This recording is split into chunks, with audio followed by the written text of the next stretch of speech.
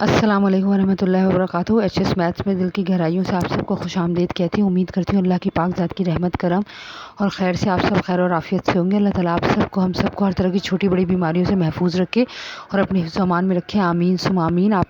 आज हम करेंगे मैट्रिसेस और उसकी टाइप्स बहुत आसान लफ्ज़ों में समझाऊंगी इंशाअल्लाह ताला। चलें शुरू करते हैं। Matrices and types of matrices करें। सबसे पहले मैट्रिसेस आपको पता होना चाहिए मैट्रिसेस प्लूरल है मैट्रिक्स का। अगर किसी एक मैट्रिक्स की बात हो रही है तो वो मैट्रिक्स है, लेकिन अगर एक से ज़्यादा की हो रही है तो वो प्लूरल बन जाएगा, वो मैट्रिसेस हो जाएगा। तो आज हम मैट्रिसेस और उसकी टाइप्स पढ़ेंगे, लेकिन हमें उससे पहले ये पता होना चाहिए मैट्रिक्स क्या होते हैं। मैं बहुत आसान लफ्ज़ों में आपको बताने की कोशिश कर रही हूँ। चलें बिस्मिल्लाह। A matrix is a rectangular array of numbers. A matrix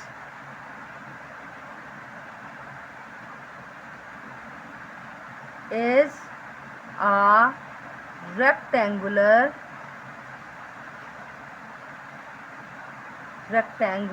array of numbers। Numbers कह लें, सिंबल्स कह लें, अल्फ़ाबेट कह लें, जो भी कह लें, ठीक है। अगर इसको आसान लफ्ज़ों में एलिमेंट्स को ख़ास तरीके से ब्रैकेट में लिखकर सॉल्व करना, यानी अगर मैं ये लिख दूँ एलिमेंट्स यानी उस रेक्टेंगल बॉक्स के अंदर जो कुछ भी हो, चाहे वो अल्फ़ाबेट हो चाहे नंबर हो, एलिमेंट्स को ख़ास तरीके से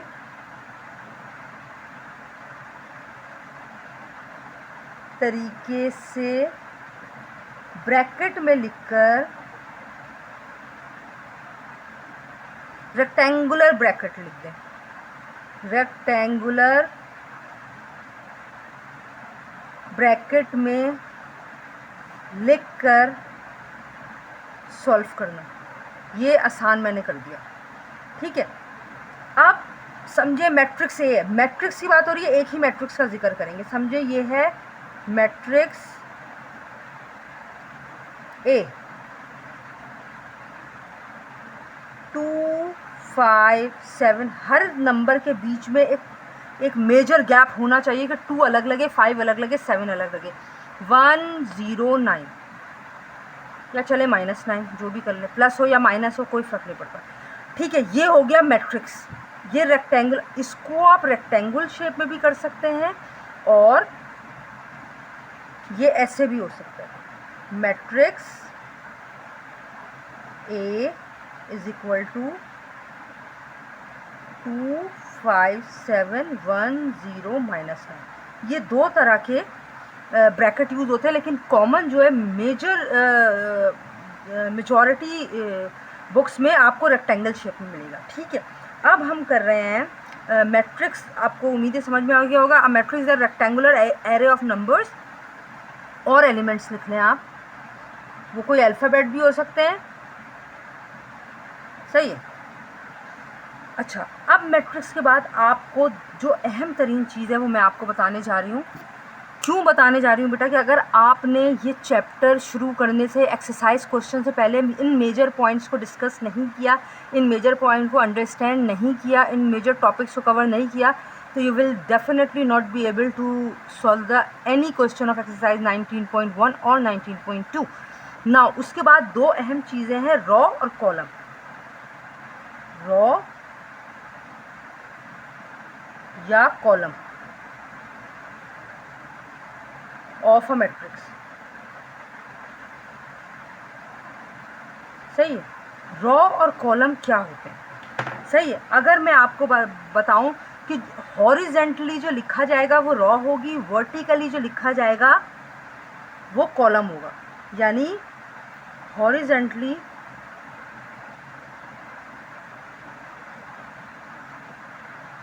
जो लिखा जाएगा वो रॉ होगा, सही है, और जो वर्टिकली लिखा जाएगा वो कॉलम होगा। ये मैं अभी आपको बता देती हूँ कि आप कैसे।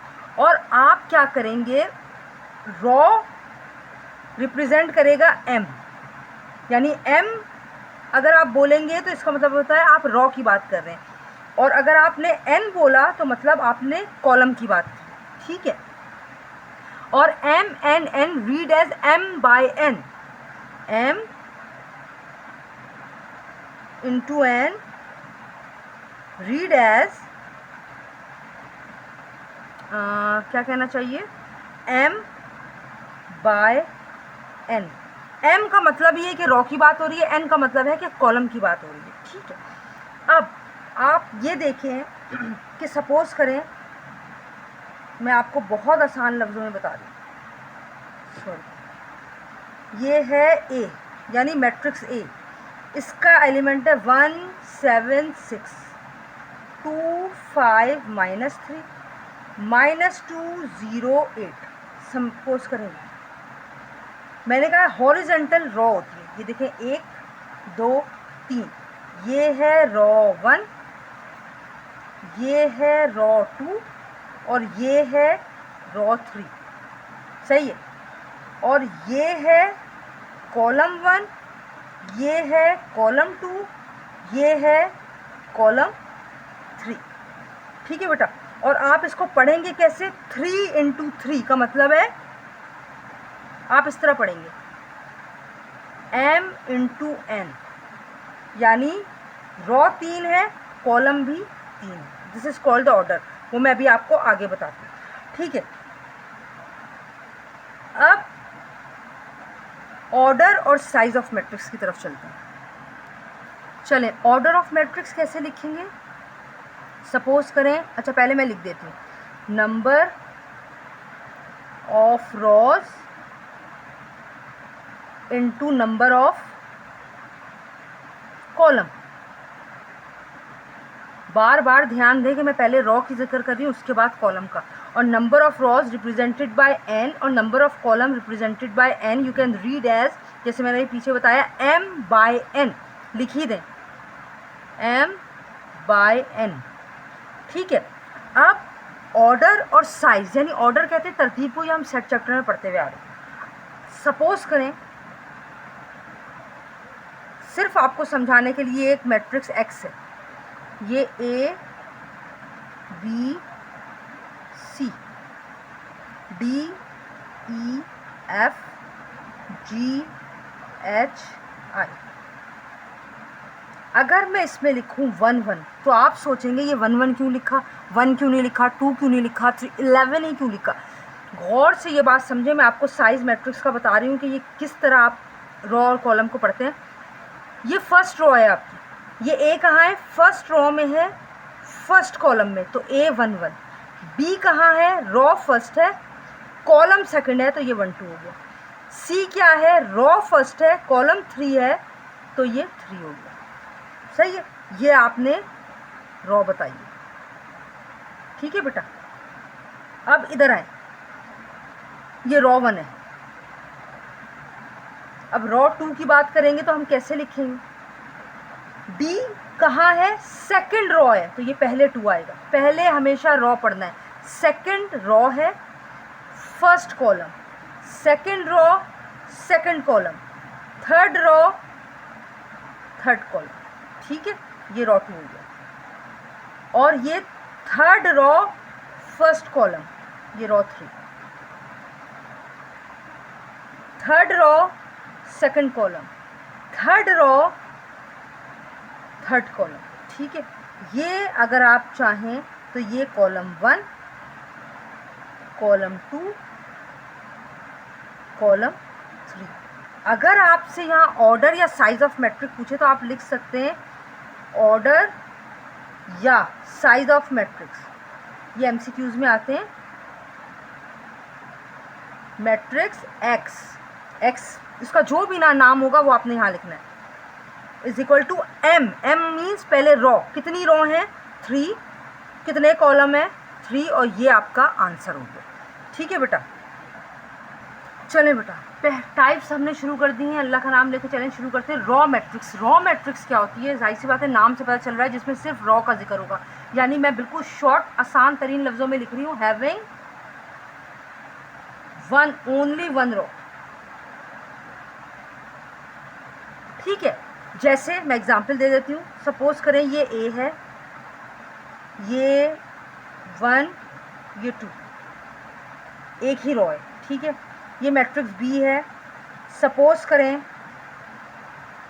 1 2 4, ये एक ही रो है, सही है।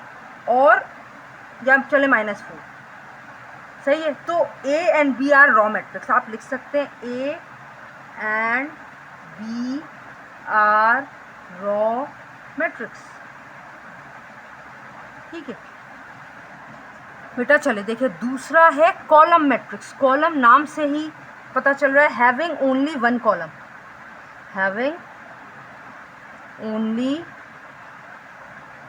वन कॉलम, ठीक है। आप सपोज करें ये मैट्रिक्स F है, G है, जो चाहे आप नाम लिख सकते हैं।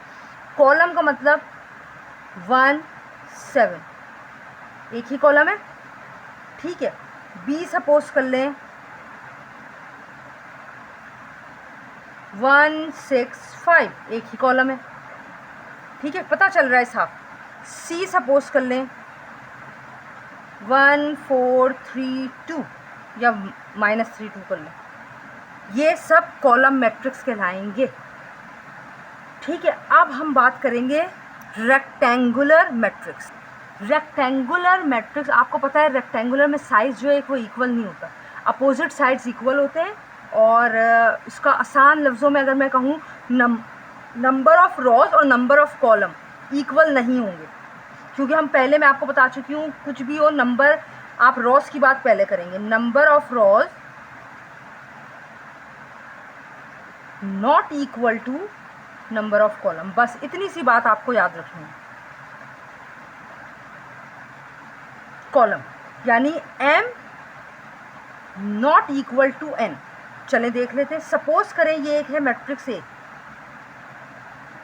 ये है 2, ये है 5। अब इसका ऑर्डर क्या है? ऑर्डर ऑफ A क्या है? 2 रो हैं, पहले रो लिखें, और 1 कॉलम है, सही है। ये इक्वल नहीं है, तो ये रेक्टेंगल मैट्रिक्स है। एक और ले लेते हैं, B इज इक्वल टू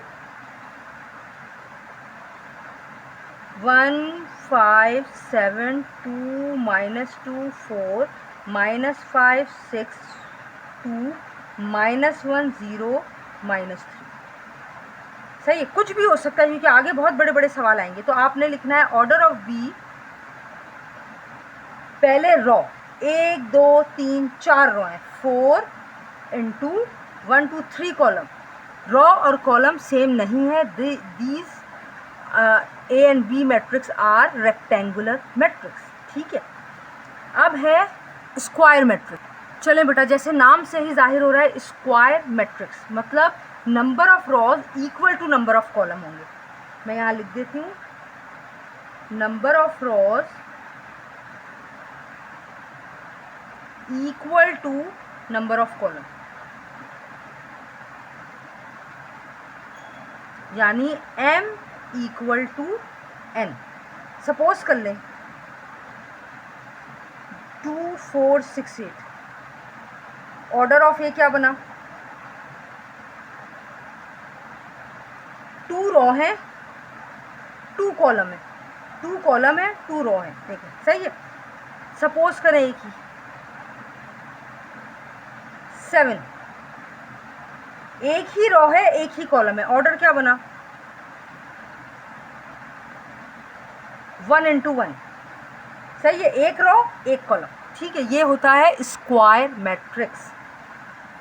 इसी तरह 2 रो 2 कॉलम, 3 रो 3 कॉलम, इस तरह होगा।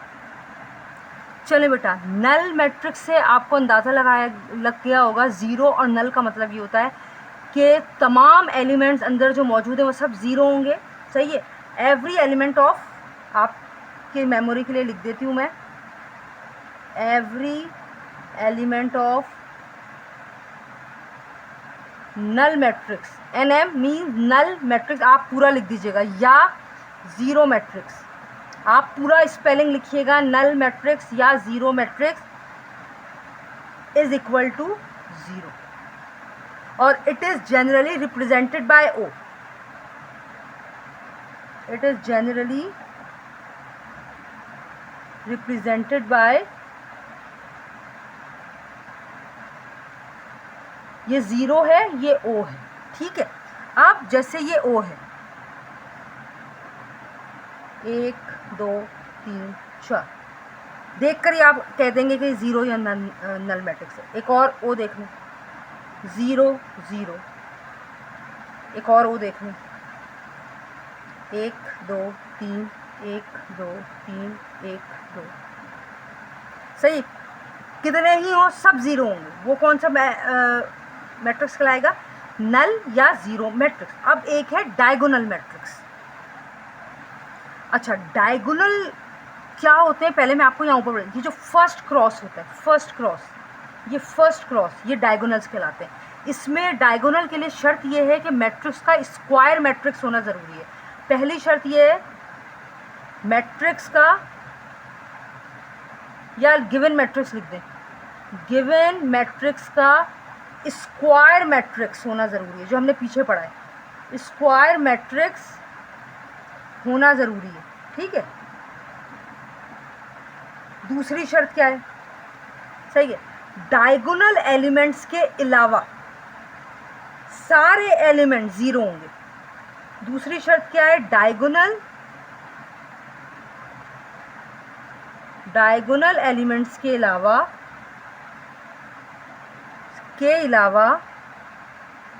सारे एलिमेंट्स, सारे ऑल जो हैं वो ज़ीरो होंगे, ज़ीरो। जैसे मिसाल ले लेते हैं, ए डायगोनल 1 4 0 0 है बाकी। सही है, एक तो ये स्क्वायर है, ऑर्डर बराबर है, 2 रॉस 2 कॉलम, ऑर्डर बराबर है। डायगोनल जो है वो जो है उसके अलावा सारे एलिमेंट ज़ीरो हैं। ठीक है, ये डायगोनल मैट्रिक्स हो गया। एक और मिसाल लें, अगर हम b is equal to suppose करें 6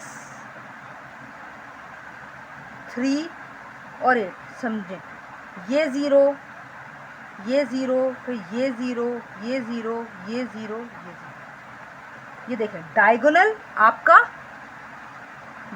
आपका ज़ीरो नहीं है। सही है, सारे ज़ीरो नहीं है और बाकी डायगोनल के अलावा सब ज़ीरो है। लेकिन अगर एक कंडीशन ऐसी हो जाए 1 5 0 और फिर 0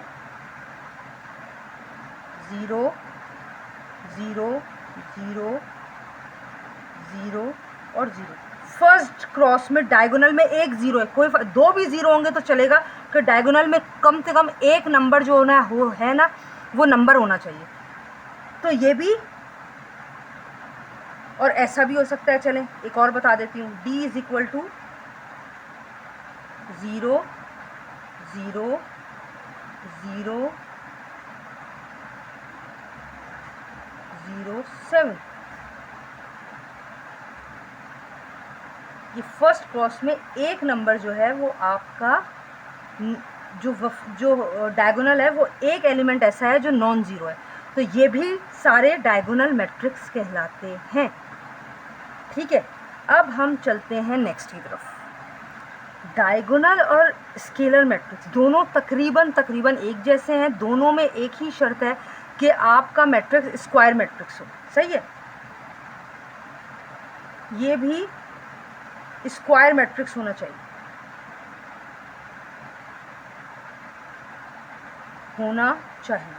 ठीक है, यानी नंबर ऑफ रो और कॉलम बराबर है। दूसरी शर्त क्या है? डायगोनल सेम हो।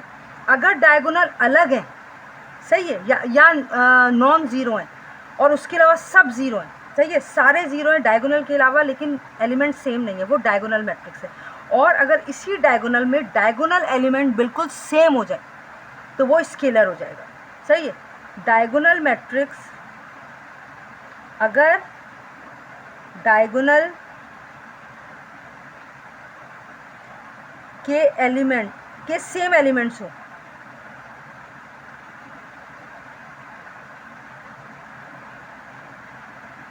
तो वो स्केलर मैट्रिक्स है। आपने पूरी स्पेलिंग लिखनी है स्केलर मैट्रिक्स। यहाँ मैं शॉर्ट करूँ कि पेज ख़त्म हो रहा है। सपोज करें,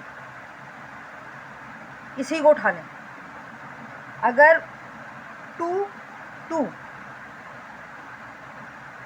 डायगोनल क्या होता है, फर्स्ट क्रॉस, ये दोनों सेम हो गए, डायगोनल में वो सॉरी स्केलर मैट्रिक्स है। बी देखें 4 4 4,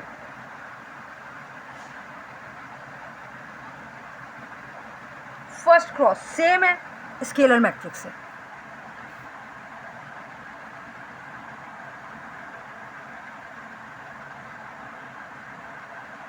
सही है बेटा, सेम है, स्केलर मैट्रिक्स है। चलें बेटा, क्योंकि ये वीडियो बहुत ज़्यादा लेंदी हो रही है तो मैंने क्या किया है कि मैंने ये पहले ही लिख लिया। आइडेंटिटी या यूनिट मैट्रिक्स क्या है, अगर तो डायगोनल के तमाम एलिमेंट्स सिर्फ 1 होंगे, ओनली 1, कोई और नंबर नहीं, तो ये identity, I am mean identity matrix या यू एम यूनिट मैट्रिक्स कहलाएगा। ठीक है, देखिए ये डायगोनल फर्स्ट क्रॉस जो है 1 1 है, ये भी फर्स्ट क्रॉस 1 1 है, और बाकी सारे ज़ीरो होंगे। ठीक है, ये पहचान है, बाकी सारे ज़ीरो होंगे, जो मैंने लिखा नहीं लिख दूँ, बाकी सारे एलिमेंट्स हमेशा ज़ीरो होंगे। ठीक है, अच्छा I2 का मतलब है, ये आइडेंटिटी मैट्रिक्स मतलब I2 मतलब 2 रो 2 कॉलम, 3 मतलब 3 रो 3 कॉलम।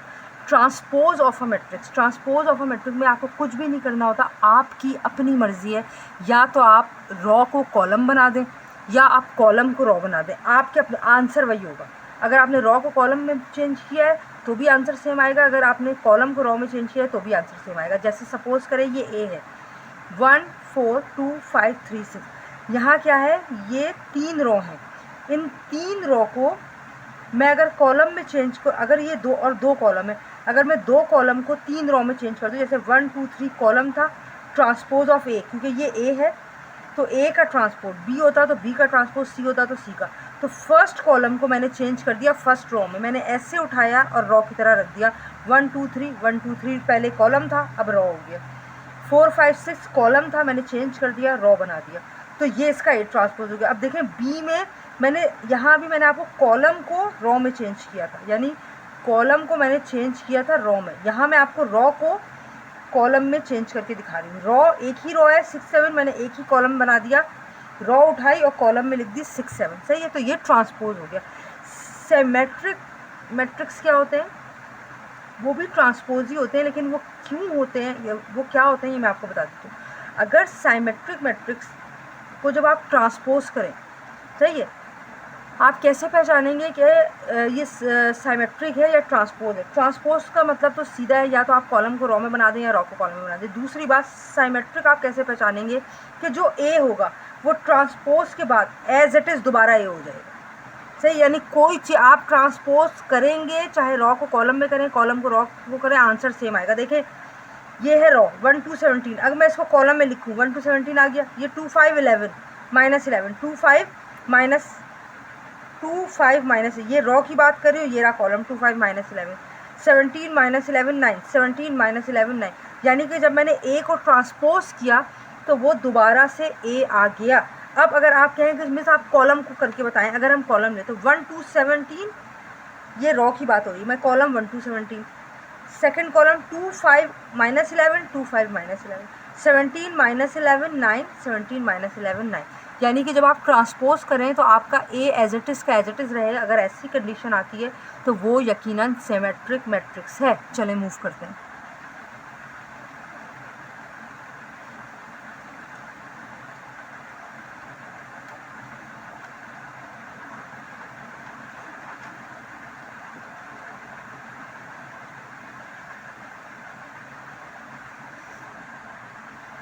चलें बेटा, स्क्यू मैट्रिक्स क्या होता है, मैट्रिक्स ए का आप ट्रांसपोज लेंगे। अगर आपने ट्रांसपोज लिया मैट्रिक्स ए का, सही है, तो होगा क्या कि वो -a के बराबर आ जाएगा। -a के बराबर कैसे आएगा, 3 है सपोज करें एक नंबर, अगर मुझे उसको माइनस बनाना हो तो या लाजमी बात है मुझे माइनस से मल्टीप्लाई करना पड़ेगा, या अगर -6 है +6 है तो मुझे उसको माइनस बनाना हो तो माइनस से मल्टीप्लाई करना पड़ेगा, जब भी वो -6 आएगा। तो अगर ए है, चाहे ट्रांसपोज का मतलब है कॉलम को रो में बदल दें या रो को कॉलम में, देखें 0 3 4 रो थी, 0 3 4 कॉलम हो गया, -3 0 7 रो है, -3 0 7 कॉलम हो गया, -4 -7 0 रो है, -4 -7 0 कॉलम हो गया। आपने देखा तब्दीली कुछ भी नहीं है, ये 0 3 4 रो को कॉलम बनाया तो भी जो है वो 0 3 4 3 0 7 4 7 0, ये ऑर्डर सेम है, 0 3 4 0 3 4 3 0 7 3 0 7 4 7 0 4 7 0।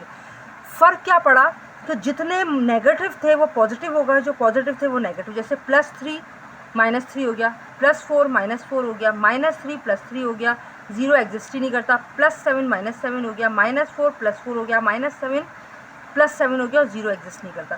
यानी ए का जब आपने ट्रांसपोज लिया है तो वो -a के बराबर आ गया है, मतलब जितने पॉजिटिव थे वो नेगेटिव हो गए, जितने नेगेटिव थे वो पॉजिटिव हो गए।